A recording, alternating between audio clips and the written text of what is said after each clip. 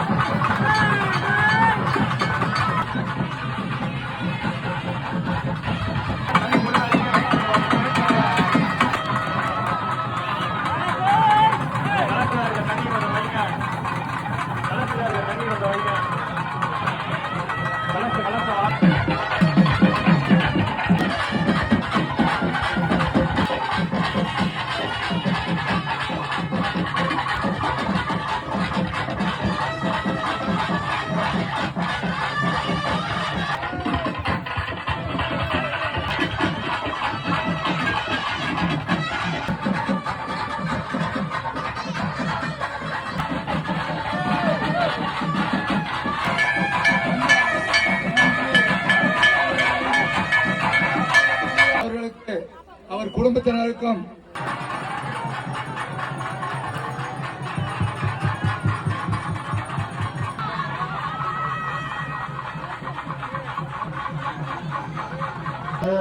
சீரும் சிறப்பான முறையிலே நமது குலதெய்வ நண்பர்களால் மிக அற்புதமான முறையிலே நடைபெற சீரும் சிறப்பான முறையிலே நமது குலதெய்வ நண்பர்களால் மிக அற்புதமான முறையிலே நடைபெறும் வயிறு அமைப்பை செயல்படுத்தக்கூடிய நமது பகுதியைச் சேர்ந்த திறன் கொண்டு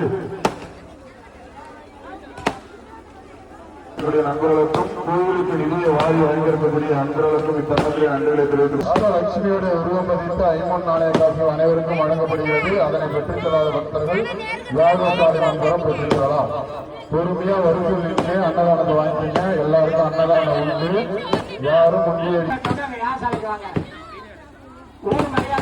கோயிலை சுற்றி வந்து வச்சுட்டு மூன்று கொடுத்து மற்றவங்களுக்கு கவனிக்கிறது அன்னதானம் கொடுக்கறது எல்லாமே செய்யலாம். குமார் மணி தினகரன் எல்லாரும்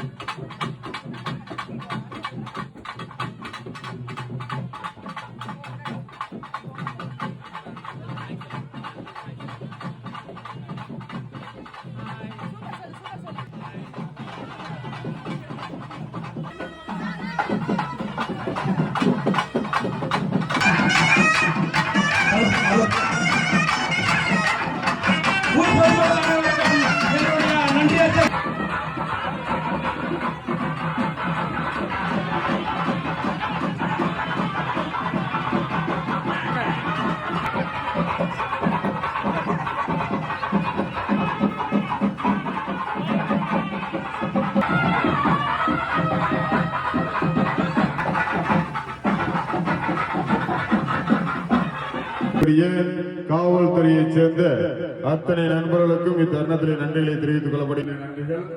பொறுமையா வரிசையில் நின்று கேட்டு மகிழ்ந்தது. அன்னதானம் நடந்து கொண்டிருக்கிறது. சென்னையை சேர்ந்த சமுதிரா குடும்பத்தினர் அன்னதானம் வழங்கிக் கொண்டிருக்கிறார். அனைவரும் அன்னதானத்தோடு வீட்டுக்கு செல்லுமாறு மிக தாழ்வுடன் கேட்டுக்கொள்வோம். பிறை சூடி பெருமானே அருளால் மறவாதே நினைக்கின்றேன் மனதுருதை இறைவா அம்மையில் கருப்பொருளே கோவில் கதவை தழைத்த திருவருளே வெண்ணை நல்லூரே வந்தை அபிஷேகத்துல மட்டும்தான் கிடைக்கும். இதுக்கு ஆலய கும்பாபிஷேகம் முடிந்து கலசத்தை வாங்கிட்டு போறவங்க கொடுக்கக்கூடிய கலசத்தை கொண்டு போய் யாரும் அப்படியே வீட்டுல வச்சிட வேணாம். வீட்டை சுத்தம் பண்ணிட்டு சுத்தி தெளிக்கணும்.